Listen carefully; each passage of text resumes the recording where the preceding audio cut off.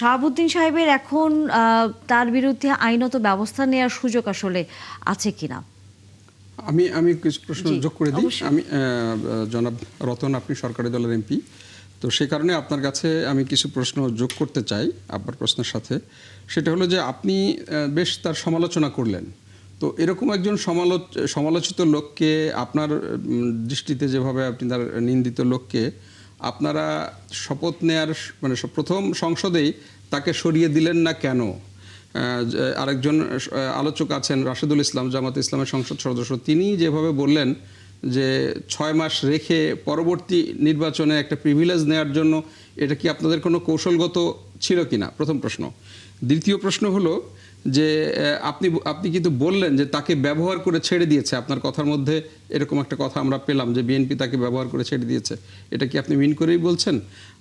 এবং তার তো বিচার, রাষ্ট্রপতি হিসাবে তার কর্মের বিচারের ব্যাপারে একটা ইয়ে আছে, মানে এক ধরনের মানে ইন্ডেমনিটি আছে, কিন্তু তিনি তার আগে রাষ্ট্রপতি হওয়ার পূর্বে দুদুকে এবং এই যে ব্যাংকের যেটার কথা বললেন, সেখানে তার বিভিন্ন দুর্নীতির ব্যাপার রয়েছে।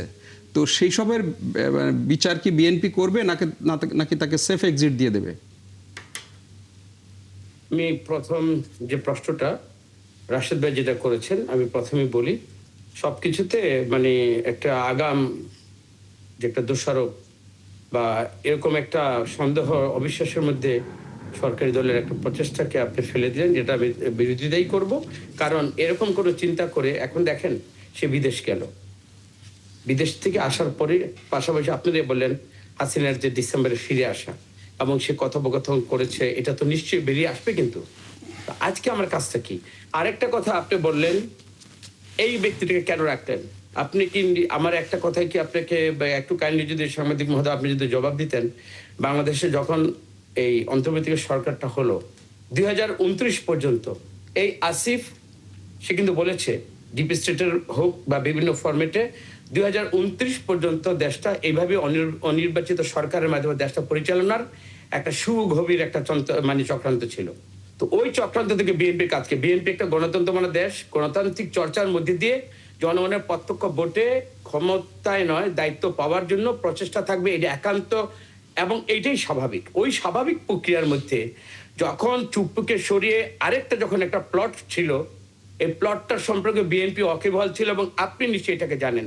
তো আমি গণতন্ত্রপ্রিয় মানুষ হিসাবে বিএনপির গণতান্ত্রিক চর্চার যে প্রাধান্য এবং একমাত্র আমার যে ভোটের মাধ্যমে আমি যে ইলেকশনটা যাব, ওই প্রক্রিয়াতে সাময়িকভাবে হলো এই চুপ্পুকে রেখে, চুপ্পুকে বাদ দিলে যেটা হতো নিশ্চয় ওই আইনের ফ্যাক্টর আপনি জানেন। তো সেইখানে বিএনপি কৌশলগত কারণে চুপ্পুকে রেখে ইলেকশনটা করেছে, সেটাকে চুপ্পুর কোনো ফেভার ছিল না, বাট সাংবিধানিক ধারাবাহিকতা কাঠামোর মধ্যে রেখে এই কাঠামোটাকে সমুন্নত রাখা এইকান্তই দরকার ছিল, যেটা নির্বাচন করার জন্য এটা খুবই দরকার ছিল। সেই কারণেই 12 ফেব্রুয়ারিতে নির্বাচন হয়েছে। এটাতে বিএনপির দোষ নয়। বিএনপির কৌশল, রাজনীতিতে সমস্ত কৌশলগুলো সবসময় ডিসক্লোজ করে না, বাট কখনো কৌশলগত কারণে না, কিন্তু নির্বাচন হয়ে যাওয়ার পর কেন হচ্ছে কখনো এগোয় আবার কিন্তু ব্যাকপাস দিয়ে এখন আপনি বলছেন কৌশলগত কারণে, কিন্তু পূর্বে বলেছেন আপনি ব্যবহার করে ছেড়ে দিয়েছে। জি, এটা কৌশলগত কারণে কি তাকে ব্যবহার করার মানে হলো, আমি এইটাই বুঝাতে চেয়েছি, কৌশলগত কারণে যারা একটা ষড়যন্ত্রের মধ্যে দিয়ে ইলেকশন না করে 2029 পর্যন্ত দেশটাকে অনিশ্চয়তার মধ্যে নিয়ে যেতে চেয়েছিল, সুতরাং ওই মুহূর্তে তাকে এইভাবে ব্যবহার করা ছাড়া, তাকে রেখে ইলেকশন করা ছাড়া এই রাষ্ট্রের আর কোনো উপায় ছিল না। ওই জায়গায় নির্বাচন হয়ে যাওয়ার পরে প্রথম অধিবেশনও তো এই বিষয়টি নিয়ে আপনারা কোনো উদ্যোগ নিতে পারতেন, সেই প্রশ্নটিও এসেছে। আমি তো আবারও আপনাকে বলছি, এইটা নিয়ে এখন যেটা হয়েছে, আমি আমার কৌশলের ক্ষেত্রে আমি আমাকে যতটুকু বলেছি এইটা আমি ওপেন বললাম। এখন আপনাকে এইটা কোন রাজনৈতিক দোষ, রাজনীতিতে আমি কৌশলী হব আমার জায়গা থেকে, আমি সর্বোচ্চ এফোর্ট দিয়ে আমি যেই পরিস্থিতিতে হাসিনা ফেসিস্ট গিয়েছে তারপরে যতগুলো উপসর্গ তৈরি হয়েছিল, এইখানে এই কৌশলের বাইরে বিএনপির সাংগঠনিক এবং সাংবিধানিক ভাবে আর কোনো কৌশল ছিল না। সেটাকে যদি আপনি মনে করেন তাকে টিস্যুর মতো ব্যবহার করা হয়েছে, সেটা আমাদের 6 মাস রেখে দেওয়াটাও কি কৌশলের অংশ? মানে 6 মাস রেখে অবশ্যই আমার রাজনীতিতে সাংবিধানিক ধারাবাহিকতা বজায় রাখার জন্য এটা আমার কৌশলগত, রাশেদুল ইসলাম রাশেদ, আর কোনো পথ ছিল না। বিএনপির এটা আমার জায়গা থেকে। কৌশলের কারণে বিএনপি তো স্ট্যান্ডিং কমিটির মতামতগুলো আমি জানি না, বাট আমি কর্মী হিসাবে আমার কাছে এইটি অ্যানালাইসিস, আমি মনে করি এই জায়গায় যদি করে থাকে বিএনপি একটা সাকসেসফুলি সুন্দর একটা এক্সিট দিয়ে মানে একটা ইলেকশন করিয়ে নিয়েছে। রাশেদুল ইসলাম রাশেদ, সেটি হচ্ছে বিএনপি কৌশলগতভাবেই এই রাষ্ট্রপতিকে রেখে দিয়েছিলেন। নিশ্চয়ই এতক্ষণ আপনি শুনেছেন কামরুজ্জামান রতনের বক্তব্য। না না, এটা আমি বললাম তো আপনাকে, শুরুতে আমি বলেছি যে এটি বিএনপি বেশ কিছু কৌশলের কথা বলছে যেগুলো ভয়ঙ্কর কৌশল আর কি। এটা হলো দুঃখজনক আমাদের জন্য। যেমন একটি ভয়ঙ্কর কৌশল হচ্ছে যে গণভোটকে ওনারা হতে দিয়েছেন বা মেনে নিয়েছিলেন তখন এজন্য যে যেন নির্বাচনটি হয়। কি আশ্চর্য কথা, নির্বাচনটি এদেশের সকল রাজনৈতিক দল চাচ্ছে। হ্যাঁ, রতন ভাই এখানে খুব গুরুত্বপূর্ণ একটি স্পর্শকাতর বিষয় তুলে ধরেছেন যে ডিপ স্টেট চায়নি নির্বাচন। সেই ডিপ স্টেটের বিরুদ্ধে ফাইট করেছি রতন ভাইরা, আমরা সবাই মিলেই তো ফাইট করেই তো এই নির্বাচন এনেছি। ইভেন আমরা বলেছি যে নির্বাচনকে আরো আগায় নিয়ে আসা সম্ভব, কিন্তু সেই জায়গায় মাননীয় স্বরাষ্ট্রমন্ত্রী বললেন যে নির্বাচন যেন প্রলম্বিত না হয়, কেউ লম্বা সময় না যায়, সেই সবকে সামনে রেখে গণভোটকে তারা সেই সময় মেনে নিয়েছে। রাশেদ, এখানে আমার একটু প্রশ্ন আছে। ঠিক একই কায়দা। হ্যাঁ হ্যাঁ, জনাব রাশেদ, এখানে আপনার প্রশ্ন আছে। আমরা কিন্তু আমাদের মনে আছে যে আপনাদের আমির স্বয়ং বলেছে নির্বাচন নিয়ে আপনারা অস্থির হচ্ছেন কেন, নির্বাচন কেন এত দ্রুত করতে হবে। এবং আমরা এটাও দেখেছি আপনাদের কিছু বক্তা তারা বলেছেন মানে ইউনূসকে একেবারে পর্যন্ত রেখে দিতে এবং তার জীবদ্দশায় যেন নির্বাচন না হয় এই দাবিও এই জন্য দোয়া করতেও দেখেছি। হ্যাঁ, এবং 29 সাল পর্যন্ত রাখার কথাও কিন্তু আমরা সেই সময় দেখেছি। কাজে আপনি যেটা বলছেন যে আমরাও নির্বাচন চেয়েছি, এই দুটো বক্তব্যের সাথে কিন্তু আগের বক্তব্য মিলছে না। আমি একটু করি। নির্বাচনের 10 দিন আগে আপনাদের আমির জনাব আমাদের যে শফিক সাহেব উনি বলেছেন আসুন আমরা জাতীয় সরকার করি, যেখানে দেশ নির্বাচনের দিকে যাচ্ছে 10 দিন আগে আপনি কি ভুলে গিয়েছেন? এইটা কেন? যখন সারা দেশের মানুষ এটা কেন? না, আমি এই প্রশ্নের উত্তরটা আপনার মাধ্যমে জানতে চাই। আমি আপনাকে বলি, একটা করে বলি আর কি। পলাশ ভাই যে বিষয়টি বলেছেন যে আমাদের বক্তারা দোয়া করেছেন বলেছেন, এইটা বক্তারা কথা অনেকে অনেক কিছু বলে, কিন্তু আমাদের স্টেটমেন্ট, আমাদের মেইন যারা স্পোকম্যান ছিলেন তারা কি বলেছেন সেটা আপনাকে খেয়াল করতে হবে। যে আমাদের দলের পক্ষ থেকে একেবারে কনক্রিট ভাবে বলা হয়েছে যে নির্বাচন বিএনপি তো চাচ্ছে ফেব্রুয়ারিতে, তো তারা ফেব্রুয়ারিতে চায় কেন? 90 দিনের মধ্যেও তো করা সম্ভব হইতো। ইভেন তারা ডিসেম্বরের মধ্যে করতে পারে নির্বাচন, এরকম বক্তব্য কিন্তু আমাদের পক্ষ থেকে দেওয়া হয়েছে। এবং কিভাবে নির্বাচন ডিসেম্বরের মধ্যে করতে পারবে সেটিও বলা হয়েছিল। এবং একই সাথে সেই নির্বাচনের আগেই গণভোটও কি করে বাস্তবায়ন করা সম্ভব সেভাবেও কিন্তু বলা হয়েছে আমাদের দলের পক্ষ থেকে। সুতরাং কামরুজ্জামান কিন্তু আপনারা তো আগে গণভোট করে তারপরে নির্বাচন চেয়েছেন, সেক্ষেত্রে তো নির্বাচন আরো পিছিয়ে যেত। নো, আপনারা তো এই সময়টাতে গণভোট আগে চেয়েছেন। পলাশ ভাই, আমরা বলেছি যে ডিসেম্বরে নির্বাচন হওয়া সম্ভব, তার আগেও গণভোট হওয়া সম্ভব, সেটা আমরা বলেছিলাম আর কি।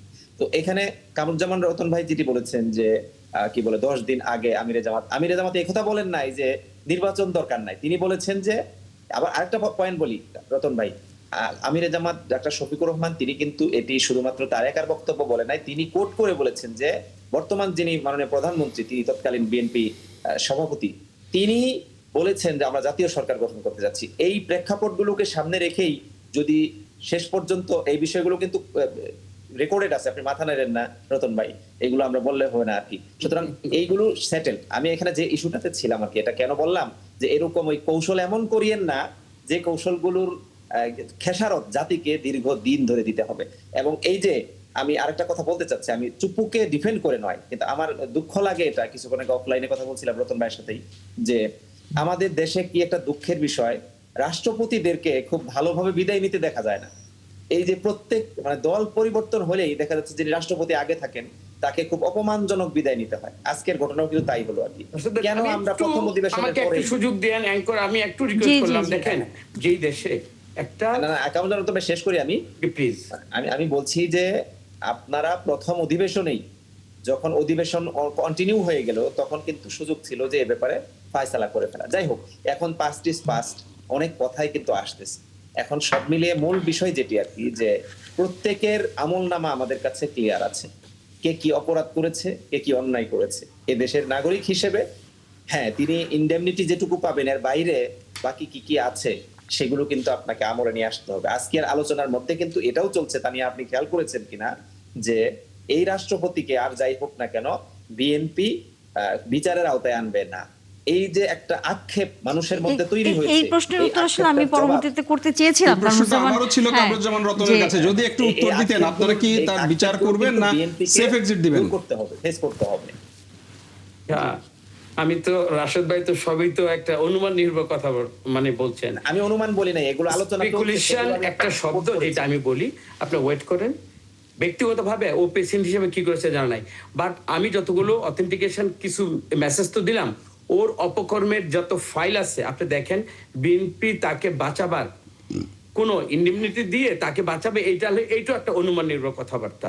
আমি আপনাকে দেখেন আজকে আবার কিন্তু এই আলোচনার মধ্যে যেটা আসার কথা না, গণভোটের ব্যাপারে, এই গণভোট একই দিনে হোক। এই যে আমার সাংবাদিক ভাই যে বললেন আপনারা আগে চেয়েছিলেন গণভোট, তারপরে এই আমাদের যে সালাউদ্দিন সাহেব একই দিনে যে ভোট, গণভোট এবং আমাদের জাতীয় ইলেকশনটা, এটা কিন্তু সবার সম্মিলিত মতামতের ভিত্তিতে এখন মানে এটা হয়েছে। এখন 71-এর মতামতের মধ্যে আমাদের কি মত ছিল না, এই ভোটগুলো কি আমাদের ছিল না? 71-এর এখন যে একক দাবিদার আপনারা হয়ে যাচ্ছেন, 71 গণভোট মানে আপনারা, এই কথা কিন্তু আমি মানব এটা না। আমরা কখনোই বলি নাই রতন ভাই, আমরা কখনোই এটা বলি নাই। এখন যে এই আপনারা ভোট- গণভোটের যে আমরা উল্টা ব্যাপারগুলো- বলেছি রতন ভাই, একটু আমরা বলেছি যে এই 71 এর মধ্যে ম্যাক্সিমামই তো বিএনপি যদি যেহেতু বলছে যে 52% ভোট পেয়ে তারা ক্ষমতায় আসছেন, তাহলে 71 এর 70% এর মধ্যে তো ওনারাই বেশি। তারপরেও কেন তারা এটাকে গুরুত্ব দিচ্ছে না, আমরা এটা বলেছি। এখন হলো কি, আমরা জাতীয় দল করি, আমার একটা সাংগঠনিক কাঠামো আছে, সাংগঠনিক আমার চিন্তা আছে, আমার মানে পার্লামেন্টারি একটা ডিসিশন আছে। এই ডিসিশনটা এই যে আজকে মহাসচিব বিএনপি কি বলেছেন, যে আমাদের শুধু জুলাই সনদ আমরা অক্ষরক পালন, শুধু এটা না, এই গণভোট সহকারে অন্যান্য যেটা আপনারা বলতে সেটেল না, এইটা নিয়ে আলোচনার টেবিলে বসে এটা সমাধান হবে। সুতরাং আমি আবার বলছি, অনুমান নির্ভর কথা বলে রাজপথকে গরম করার মতো কোনো অনুমান করি নাই, পাচ্ছেন না। সবগুলো পয়েন্ট আউট করেছি তথ্য ভিত্তিক। আপনাকে আমিও তথ্যের গুলো উত্তরটা আমি দিলাম। কোথাও বিএনপি ফাঁক যোগ দিয়ে বাংলাদেশের রাজনীতি হওয়ার সুযোগ নেই। বিএনপি জনগণের মন পেতে হলে দিয়ে দিছে, এই যে অক্ষরে অক্ষরে যে বাস্তবায়ন করতেছে না রতন ভাই, আপনার খুব ভালো লাগে যে আপনি আপনারা কিছু ব্যাংক সত্য কথা বলে রেজুলেশন ফেলেন। নিয়ে বলেছিলেন না অ্যাসালামকে ফিরিয়ে আনবে, আপনারাই তো বলেছিলেন। এখন যখন এই জিনিসটা যখন এই সরকার আমরা চাপ যখন প্রয়োগ পাস করলো করেছি, সংসদে, আমরা চাপ আপনি প্রয়োগ না দেখেছেন করলে তো আপনারা এখন কি আর বলতে করেছেন পারবেন যে অ্যাসালামকে আবার বিএনপি ফিরিয়ে আনছে? এরকম কোন আপনার অনুমান আমি আপনাকে বলছি তো অনুমান BNP নির্ভর না, সেগুলো আলোচনায় এসেছে। আপনি ব্যাংকে না না, আলোচনা আপনার করবেন তো, বিরোধী দলের কাজ কি? আপনাদের কিছু তো আলোচনা করতে হবে, কিন্তু ধন্যবাদ। সেটা জনগণ বিরোধী কতটুকু দলের গ্রহণ দাবি করবে মেনে নিয়েছেন আপনারা। আর কতটুকু সত্য এবং সত্যতার উপর আপনারা মানে পার্টিকুলার মানে আপনাদের ইনফরমেশন গুলো যদি অথেন্টিকেশন থাকে, আপনারা দেখেন জনগণের কাছে আপনারা তো যাবেন, কোন মুখ নিয়ে আমরা কে কোথায় যাব, কোন দাবি আমরা পূরণ করে যাব।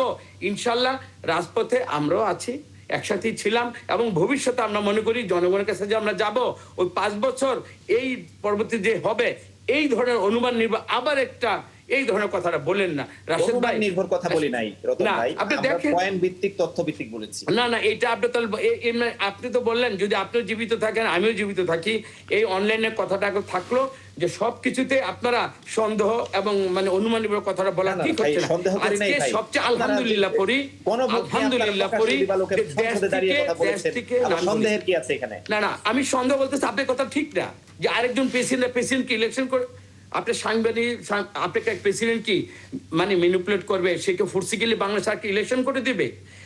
আপনার কথা তো এইটাই না, না, না, যে এখানে প্রেসিডেন্ট আপনি কি করে দিবে? আপনারা এটা এই রতন ভাই, আমি কিন্তু এটা আমার কথা বলি নাই, আমি বলছি যে আজকে মিডিয়াতে এই টপিকই আলোচনা হচ্ছে। আপনার মিডিয়া তো আমি দেখবো না, আমার মিডিয়া বলতে কি, মিডিয়া হলো আপনার আমার বিবেক। আপনি পার্লামেন্টে কথা বলবো, আমরা কথা বলবো। মিডিয়া আমাদের কথার মধ্যে দিয়ে সত্যতা যাচাই করে, মিডিয়া তো অবশ্যই আমাদের একটা পার্ট। এই মিডিয়া কথা বলবে, মিডিয়া কথা বলার মধ্যে তো জাস্টিফাইড হইতে হবে, এবং এইটা সময় এসে বলে দিবে। আমি এতটুকুই বলছি, এই গণতন্ত্র সংগ্রামের সবাই আমাদের ছিল, এবং এই পালসটাকে আমরা ধারণ করি, জনগণের পালসটার মধ্যে দিয়ে আমরা তাদেরকেও একটা মানে মর্যাদা দেব। এই কথাটা বলছি তো বিএনপি একজন কর্মী হিসাবে আমি যতগুলো কথাই বললাম, এই কথাটা আমি একজন বিএনপি কর্মী, পার্লামেন্টের মেম্বার, কিন্তু বুঝতে হবে আমি তো বিএনপি স্ট্যান্ডিং কমিটি বা নীতি নির্ধারণের কোনো ব্যক্তি নই, কিন্তু আমার মত প্রকাশের স্বাধীনতা আছে। আমি যতটুকু দেখেছি, এই ওকে যেভাবে দেখেছি, চুপ্পুকে ইনফরমেশন কেন দিলাম, কারণ ও যে অপকর্মগুলো করেছে ব্যক্তিগতভাবে ওই লোকগুলোকে আমি চিনি। সেই প্রসঙ্গের জায়গাতেই আমরা কিন্তু আছি যে এখন বিএনপি সরকার তার বিরুদ্ধে ব্যবস্থা আইনগতভাবে নেবে কিনা। তানিয়া, আমার অবশ্যই একটা নেবে, প্রশ্ন আছে, রতন ভাই। অবশ্যই নেবে। আমি এই প্রশ্নটা তো আমি বললাম যে অবশ্যই নেবে, আপনারা একটু অপেক্ষা করেন। জি তানিয়া, রতন জি ভাইয়ের কাছে আমার একটা জি প্রশ্ন জি আছে। অবশ্যই।